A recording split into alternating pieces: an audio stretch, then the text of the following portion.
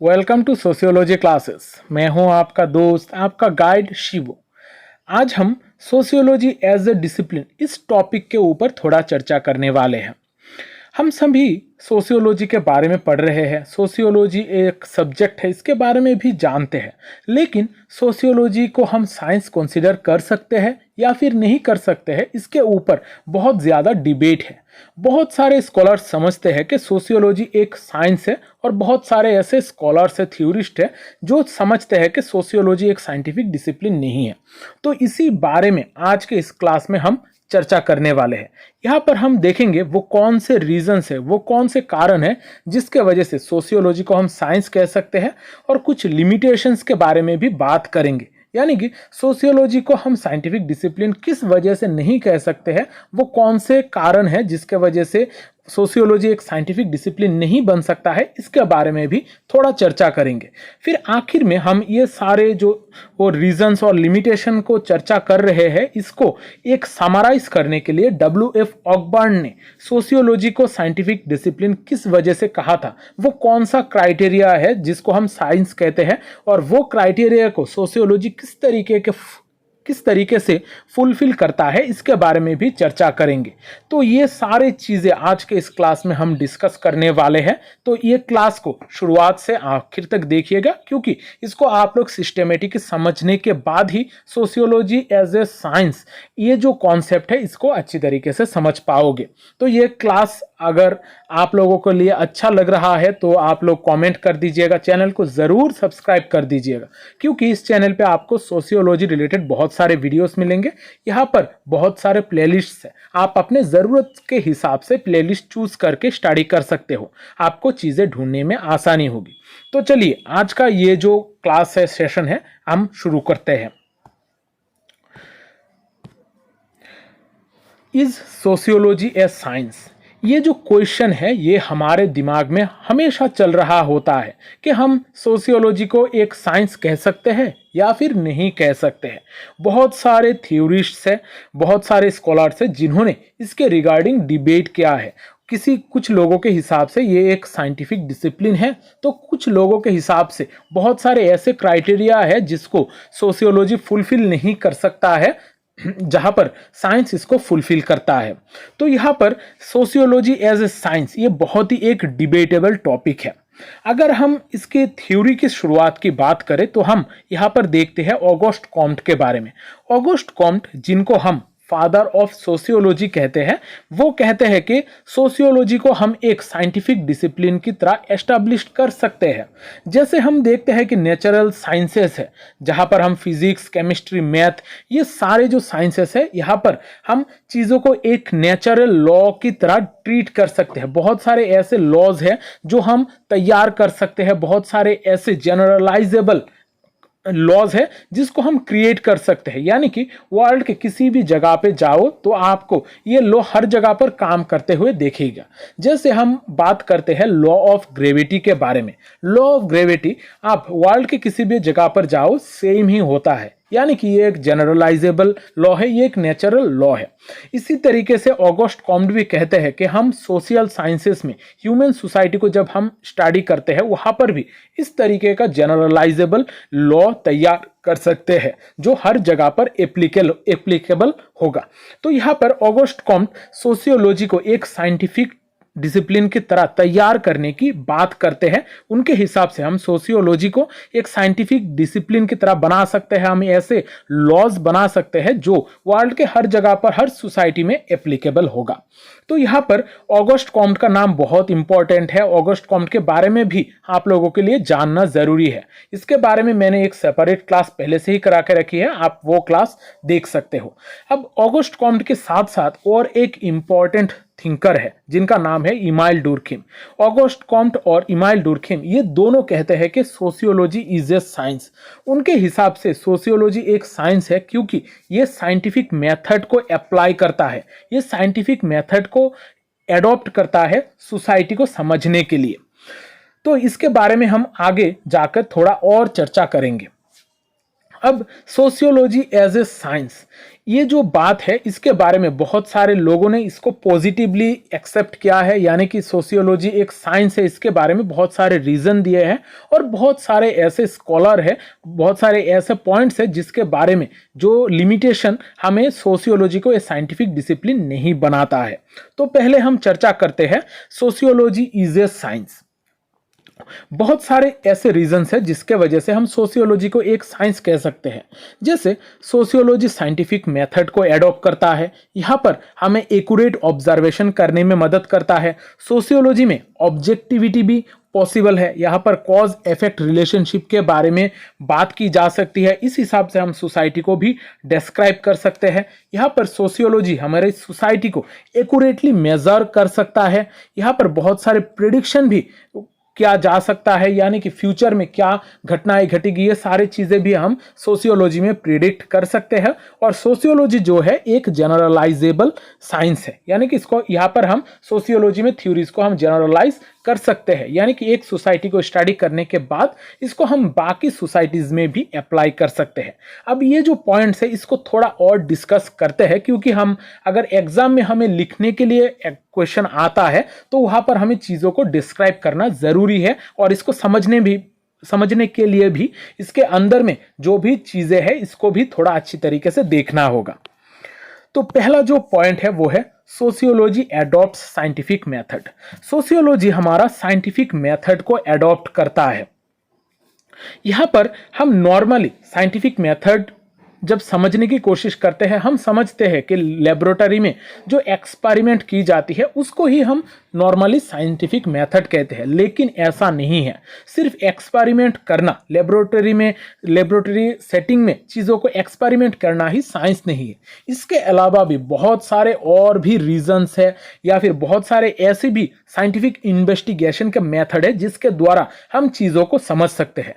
खास करके जब हम सोशल बिहेवियर को पढ़ते हैं, सोशल बिहेवियर को समझते हैं, यहाँ पर हम एक्सपेरिमेंटल मेथड यूज नहीं कर सकते हैं, लेकिन इसके अलावा sociometry, case study, interview, questionnaire, ये सारे चीज़ों के द्वारा, ये सारे मेथड को अप्लाई करके हम सोसाइटी को समझ सकते हैं। तो यहाँ पर हम सोशियोलॉजी में साइंटिफिक मेथड को अप्लाई कर सकते हैं। फिर हम देखते हैं सोशियोलॉजी मेक्स एक्यूरेट ऑब्जर्वेशन। जब कोई भी एक डिसिप्लिन को साइंस बनना है तो वो उसको एक्यूरेट ऑब्जर्वेशन करना जरूरी है। जो भी घटनाएं घट रही है उसको लेकर हमें एक्यूरेटली मेजर करना पड़ेगा। यहाँ पर जब सोशियोलॉजी की बात करते हैं, यहाँ पर सोशियोलॉजी के पास लेबोरेटरी में एक्सपेरिमेंट करने के चांसेस नहीं है, वहाँ पर हम लेबोरेटरी में एक्सपेरिमेंट नहीं कर सकते हैं, लेकिन फिर भी हमारे जो सोशल वर्ल्ड है इसको लेकर हम ऑब्जर्वेशन कर सकते हैं। हम एक्यूरेट ऑब्जर्वेशन यहाँ पर कर सकते हैं, पॉसिबल है हमारी सोशियोलॉजी में। सोशियोलॉजी में बहुत सारे अलग अलग मेथड्स है जिसके द्वारा हम सोसाइटी में क्या क्या घटनाएं घट रही है उसको एक्यूरेटली ऑब्जर्व कर सकते हैं। यानी कि हम यहाँ पर कह सकते हैं कि सिर्फ लेबोरेटरी मेथड नहीं, लेबोरेटरी मेथड के अलावा भी बाकी मेथड को यूज करके हम सोसाइटी को समझेंगे, जिस वजह से सोशियोलॉजी को हम एक साइंस कह सकते हैं। फिर जो पॉइंट है वो है objectivity is possible in sociology. ये बहुत इंपॉर्टेंट एक पॉइंट है। अब यहाँ पर हमें दो कॉन्सेप्ट को समझना होगा, एक है सब्जेक्टिविटी और दूसरा है ऑब्जेक्टिविटी। सब्जेक्टिविटी यानी कि जब कोई एक पर्टिकुलर पॉइंट किसी भी एक फेनोमेना या फिर कोई भी एक घटना के लिए पॉसिबल हो, कोई भी एक चीज के लिए ही सिर्फ वो सही हो, तब उसको हम कहते हैं सब्जेक्टिविटी। लेकिन ऑब्जेक्टिविटी हम वो सारे चीजों को कहते हैं जब एक चीज बहुत सारे चीजों में हम अप्लाई कर सकते हैं, यानी कि जहां पर हम सोसाइटी में सारे जगहों पर वो चीज देख सकते हैं। इसी तरीके से हम कह सकते हैं कि सोशियोलॉजी में ऑब्जेक्टिविटी पॉसिबल है। जैसे हम नेचुरल साइंसेस में देखते हैं कि लॉ ऑफ ग्रेविटी हम एक जगह पर इसको एस्टैब्लिश किया गया था, एक जगह पर इसको बनाया गया था, लेकिन वर्ल्ड के हर जगह पर इसको हम अप्लाई कर सकते हैं। इसी तरीके से सोशियोलॉजी में भी कोई भी एक स्टडी अगर हम एक ग्रुप में स्टडी करेंगे तो ये बाकी सारी सोसाइटीज में हम इसको अप्लाई कर सकते हैं, यानी कि सोशियोलॉजी में ऑब्जेक्टिविटी पॉसिबल है। यहाँ पर बहुत सारे ऐसे चीजें हैं, बहुत सारे सोशल फेनोमेना है जहाँ पर ऑब्जेक्टिव स्टडी पॉसिबल है। इस वजह से हम सोशियोलॉजी को एक साइंस कंसीडर कर सकते हैं। अब साइंस में हम नॉर्मली कॉज इफेक्ट रिलेशनशिप के बारे में बात करते हैं। कोई भी एक कॉज होगा और उसका इफेक्ट होगा। इसी तरीके से हमारे सोशियोलॉजी में भी हम कॉज इफेक्ट रिलेशनशिप देखते हैं। यहाँ पर जैसे हम फैमिली और पॉपुलेशन को जब स्टडी करते हैं, ये पॉपुलेशन किस तरीके से आगे बढ़ेगा, पॉपुलेशन एक जगह पर बढ़ेगा या फिर कम होगा, ये सारे चीज़ें हम पहले से ही स्टडी कर सकते हैं। इसके कॉज इफेक्ट रिलेशनशिप को हम पहले से ही समझ सकते हैं। जैसे पॉवर्टी, फैमिली ऑर्गेनाइजेशन, डाइवर्स, ये सारे चीज़ों को हम कॉज इफेक्ट रिलेशनशिप के द्वारा समझ सकते हैं। यानी कि यहाँ पर सोशियोलॉजी को हम एक साइंटिफिक डिसिप्लिन की तरह ट्रीट कर सकते हैं। यहां पर जो नेक्स्ट पॉइंट है वो है sociology makes accurate measurement. Sociology accurate measurement कर सकता है। यहाँ पर बहुत सारे केसेस है जहां पर हम देखते हैं कि सोशियोलॉजी एक्यूरेट मेजरमेंट कर सकता है। बहुत सारे ऐसे मेथड्स है जो सोशियोलॉजी यूज कर सकता है, जैसे स्टैटिस्टिकल मेथड, सोशियोमेट्रिक स्केल।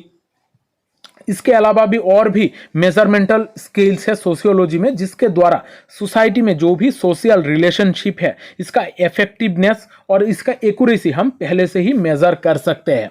यहाँ पर सोशियोलॉजी प्रेडिक्शन करने में भी माहिर है। यानी कि फ्यूचर में हमारी सोसाइटी में क्या घटनाएं घटने वाली है, ये हम सोशियोलॉजी में प्रेडिक्ट कर सकते हैं। रिसर्च के द्वारा हम प्रेडिक्ट कर सकते हैं कि फ्यूचर में क्या घटनाएं घटने वाली है। तो इस वजह से हम कह सकते हैं कि सोशियोलॉजी एक साइंस है जो हमें फ्यूचर को समझने में मदद करता है, जहां पर कॉज इफेक्ट रिलेशनशिप को पढ़ने के बाद हमें एक फ्यूचर का प्रेडिक्शन देता है। यहाँ पर सबसे इंपॉर्टेंट जो पॉइंट है वो है सोशियोलॉजी मेक्स जनरलाइजेशन। जनरलाइजेशन यानी कि जब हम एक चीज़ एक सोसाइटी में पढ़ते हैं, उसको हम दूसरे सोसाइटी में अप्लाई करेंगे। यानी कि जैसे हम नेचुरल साइंस, फिजिक्स और केमिस्ट्री में देखते हैं, वर्ल्ड के एक हिस्से में अगर हम फिजिक्स और केमिस्ट्री को पढ़ते हैं तो ये हम वर्ल्ड के डिफरेंट हिस्सों में भी सेम देखते हैं। इसी तरीके से सोशियोलॉजी भी एक जनरलाइजेबल साइंस है, जहाँ पर एक जगह पर हम अगर किसी भी एक सोसाइटी को स्टडी करते हैं तो बाकी सोसाइटी में भी इसको यूज कर सकते हैं। यानी कि बाकी सोसाइटी में भी इस तरीके के घटनाएं घट सकती है, हम ये जनरलाइज कर सकते हैं। तो इस वजह से सोशियोलॉजी एक जनरलाइजिंग साइंस है, जिस वजह से हम कह सकते हैं कि सोशियोलॉजी एक साइंस है। यहाँ पर हमने बहुत सारे चीज़ें देखी है, बहुत सारे रीजंस देखी है, जिसके वजह से हम सोशियोलॉजी को एक साइंटिफिक डिसिप्लिन कह सकते हैं। अब सोशियोलॉजी को हम साइंटिफिक डिसिप्लिन कह सकते हैं, लेकिन यहाँ पर बहुत सारे लिमिटेशंस है, बहुत सारे ऐसे चीज़ें हैं जो सोशियोलॉजी नहीं कर सकता है। जो नॉर्मली हम नेचुरल साइंसेस में जो चीज़ें पॉसिबल है, बहुत सारे ऐसे लिमिटेशंस है जहाँ पर हम सोशियोलॉजी को एक साइंटिफिक डिसिप्लिन नहीं ट्रीट कर सकते हैं, या फिर सोशियोलॉजी ये सारे काम नहीं कर सकता है। यहाँ पर कुछ इंपॉर्टेंट पॉइंट्स हम देखते हैं। यहाँ पर जैसे हम नॉर्मल साइंसेस में लेबोरेटरी एक्सपेरिमेंट की बात करते हैं, लेबोरेटरी सेटिंग में एक्सपेरिमेंट करना, चीज़ों को कंट्रोल करके एक्सपेरिमेंट करना पॉसिबल है। लेकिन जब हम सोशियोलॉजी की बात करते हैं, सोसाइटी की स्टडी की बात करते हैं, यहाँ पर हम लेबोरेटरी सेटिंग में चीज़ें नहीं कर सकते हैं। यहाँ पर इस वजह से हम ओपन लेबोरेटरी अप्रोच यूज करना यहाँ पर पॉसिबल नहीं है। इस वजह से हम कंसिस्टेंसी सोशियोलॉजी में मेंटेन नहीं कर सकते हैं। यहाँ पर सोशियोलॉजी में हम मेनली ह्यूमन बिहेवियर को पढ़ते हैं, ह्यूमन सोसाइटी को पढ़ते हैं। ह्यूमन सोसाइटी को पढ़ने के वजह से ह्यूमन सोसाइटी में बहुत सारे एथिकल कंसीडरेशन भी हमें देखने को मिलता है। यानी कि अगर हमें किसी एक जगह पर एक्सपेरिमेंट करना है, रिसर्च करना है, तो वो जो लोग हैं उनके ऊपर कोई हानि ना पहुंचे, उनको कोई प्रॉब्लम फेस ना करनी पड़े, ये सारी चीज़ें भी हमें कंसीडर करना होता है। ये सारी चीज़ें मेनली एथिकल कंसीडरेशन का पार्ट बनता है। तो हम जब नॉर्मली साइंस में स्टडी करते हैं, एक्सपेरिमेंट करते हैं, वहाँ पर एक्सपेरिमेंटल मेथड हम यूज़ कर सकते हैं, लेकिन अमूमन हमारी सोशियोलॉजी में एक्सपेरिमेंटल मेथड हम यूज़ नहीं कर सकते हैं। यहाँ पर एथिकल बहुत सारे कंसीडरेशन है, जिसके वजह से हमारा रिसर्च हम उतने ज़्यादा इन डेप्थ नहीं कर सकते हैं। यहाँ पर सोशियोलॉजी इतना ज़्यादा ऑब्जेक्टिविटी के बारे में भी बात नहीं करता है। थोड़ी देर पहले हमने बात की है कि सोशियोलॉजी में ऑब्जेक्टिविटी पॉसिबल है, यानी कि हमारा एक चीज़ अगर किसी एक सोसाइटी में हम स्टडी करते हैं तो बाकी जगहों पर इसको अप्लाई करना पॉसिबल है, लेकिन यहाँ पर हर जगह पर पॉसिबल नहीं होता है। इस वजह से हम कह सकते हैं कि सोशल रिलेशनशिप जो है वो ऑब्जेक्टिविटी हमें नहीं दिखाई देती है, यानी कि सेम तरीके का रिलेशनशिप हमें हर सोसाइटी में नहीं देखने को मिलता है। बहुत सारे सोसाइटीज होते हैं जो एक्सेप्शनल होते हैं, वहाँ पर अलग अलग तरीके का फेनोमेना हमें देखने को मिलता है। यहाँ पर जब हम प्रेडिक्टिबिलिटी की बात करते हैं तो सोशियोलॉजी जो हमारे ह्यूमन कॉन्डक्ट है, ह्यूमन सोसाइटी है, वो एक्सटर्नल इन्फ्लुएंसेस के द्वारा बहुत ज़्यादा अफेक्टेड होता है। इस वजह से हम जितना भी प्रेडिक्ट कर ले यहाँ पर थोड़ा बहुत चेंजेस हमें देखने को मिलते हैं, यानी कि ये जो साइंस है, सोशियोलॉजी है, ये लेस प्रेडिक्टेबल है। लेकिन हम अगर नेचुरल साइंसेस की बात करते हैं तो वहाँ पर चीज़ें बहुत ज़्यादा हम प्रेडिक्ट कर सकते हैं। यहाँ पर सोशियोलॉजी में जो एक और लिमिटेशन या फिर प्रॉब्लम है, यहाँ पर हमें प्रेसाइज, क्लियर और स्पेसिफिक टर्मिनोलॉजी देखने को नहीं मिलती है, यानी कि कोई भी एक चीज़ को डिस्क्राइब करने के लिए हमारे पास स्पेसिफिक टर्मिनोलॉजी नहीं होता है। एक वर्ड से ही हम बहुत सारे अलग अलग चीज़ों को डिस्क्राइब कर सकते हैं, यानी कि यहाँ पर क्लियर, प्रिसाइज, स्पेसिफिक टर्मिनोलॉजी की बहुत ज़्यादा शॉर्टेज है। बहुत सारे ऐसे टर्म्स हैं जो हम अलग अलग चीज़ों में यूज़ करते हैं। यहाँ पर हम जितने भी जनरलाइजेशन की बात कर ले, लेकिन बहुत सारे जगहों पर ये जनरलाइजेशन इररिलेवेंट है, यानी कि बहुत सारे सोसाइटीज में हम ये सारे जनरलाइजेशन को यूज नहीं कर सकते। जैसे कोई भी एक सोसाइटी में मैरिज हुआ है, वहाँ पर मैरिज के बाद जो भी घटनाएं घटती है, वहाँ पर मैरिज के दौरान जो भी घटनाएं घटती है, सोसाइटी में लोगों के बीच में जो भी रिलेशन होती है, वो दूसरे सोसाइटी में नहीं भी हो सकती है। हर सोसाइटी में सेम चीज़ होगी ऐसा नहीं है। तो इस वजह से हम जितना भी जनरलाइजेशन की बात कर ले, यहाँ पर बहुत सारे ऐसी जगह है जहाँ पर ये जनरलाइजेशन इररिलेवेंट या फिर बहुत जगहों पर ये मुमकिन नहीं है, जनरलाइजेशन मुमकिन नहीं होती है। तो ये सारे लिमिटेशन हम सोशियोलॉजी में देखते हैं। बहुत सारे हमने चीज़ें देखी है जो यहाँ पर पॉजिटिव चीज़ें हैं जो साइंस के साथ सोशियोलॉजी में भी हम देखते हैं, और बहुत सारे ऐसे चीज़ें हैं जिसके वजह से हम सोशियोलॉजी को साइंटिफिक डिसिप्लिन नहीं कह सकते हैं। लेकिन इन सारे चीज़ों के बावजूद भी बहुत सारे थिंकर्स, बहुत सारे थ्योरिस्ट ऐसे हैं जो कहते हैं कि सोशियोलॉजी एक साइंटिफिक डिसिप्लिन है। बहुत सारे लिमिटेशन के बावजूद भी हम इसको एक साइंटिफिक डिसिप्लिन कह सकते हैं। अब इसमें एक बहुत इंपॉर्टेंट स्कॉलर का नाम है, वो है W.F. ऑकबर्न एक अमेरिकन सोशियोलॉजिस्ट है। वो कहते हैं कि सोशियोलॉजी एक साइंस है। उनके हिसाब से 3 ऐसे क्राइटेरिया है, अगर कोई भी एक डिसिप्लिन इन 3 क्राइटेरिया को फुलफिल कर लेता है तो हम उसको साइंस कह सकते हैं। अब ये तीनों क्राइटेरिया को सोशियोलॉजी फुलफिल करता है कि नहीं करता है, ये हम आगे जाकर देखते हैं। यहाँ पर ऑकबर्न का जो क्राइटेरिया है वो है the reliability of knowledge, the organization of knowledge method. अगर ये तीनों चीज़ें कोई भी एक डिसिप्लिन में हमें देखने को मिलता है तो हम उसको साइंस कह सकते हैं। अब यहाँ पर क्वेश्चन आता है कि सोशियोलॉजी एक साइंस है कि नहीं है। तो ये क्वेश्चन आंसर करने के बाद, ये तीनों क्राइटेरिया को समझने के बाद, उसको डिस्कस करने के बाद ही हम कोई एक कंक्लूजन में आ सकते हैं। तो यहाँ पर पहला जो क्राइटेरिया है वो है द रिलायबिलिटी ऑफ नॉलेज। जब कोई एक साइंस होगा वो रिलायबल नॉलेज के ऊपर डिपेंडेंट होगा, यानी कि जो भी नॉलेज होगा वो रिलायबल होगा, वो हम बाद में भी इसको यूज कर सकते हैं। इसी तरीके से जब हम हमारी सोशियोलॉजी में चीज़ों को पढ़ते हैं वो भी एक रिलायबल नॉलेज की बात करता है। यहाँ पर हम बहुत सारे जगहों पर देखते हैं कि सोशियोलॉजिकल नॉलेज को हम जनरलाइज कर सकते हैं, ये यूनिवर्सली एक्सेप्टेड भी है।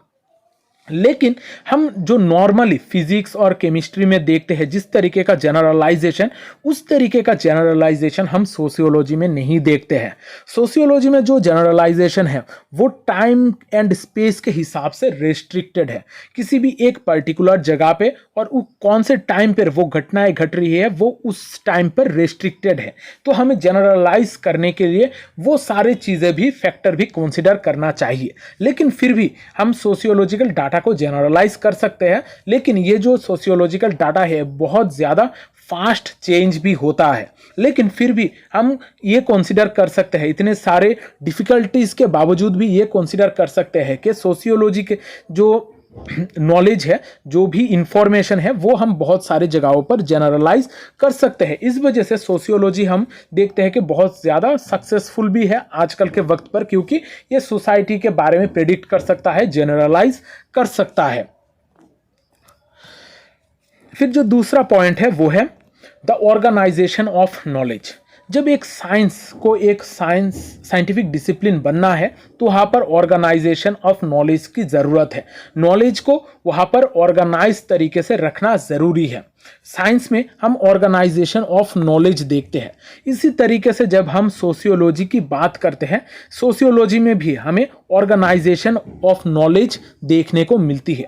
हर जगह पर नहीं देखने को मिलती है, लेकिन बहुत सारे ऐसे जगह है जहाँ पर हमें ऑर्गेनाइजेशन ऑफ नॉलेज देखने को मिलती है। स्टेप बाय स्टेप चीज़ें, घटनाएं घटती जाती है, हम वो सारी चीज़ें प्रेडिक्ट भी करते हैं। और यहाँ पर इसके वजह से, ये जो ऑर्गेनाइजेशन ऑफ नॉलेज है, इसके वजह से हम सोशियोलॉजी को एक सिंथेटिक साइंस बना सकते हैं, यानी कि बहुत सारे नॉलेज के फैक्टर को एक साथ जोड़ के एक डिसिप्लिन तैयार कर सकते हैं। यहाँ पर बहुत सारे लार्ज कलेक्शन ऑफ नॉलेज हमें देखने को मिलती है, जिसके द्वारा हम सिंथेसाइज करके इसको एक डिसिप्लिन बना सकते हैं।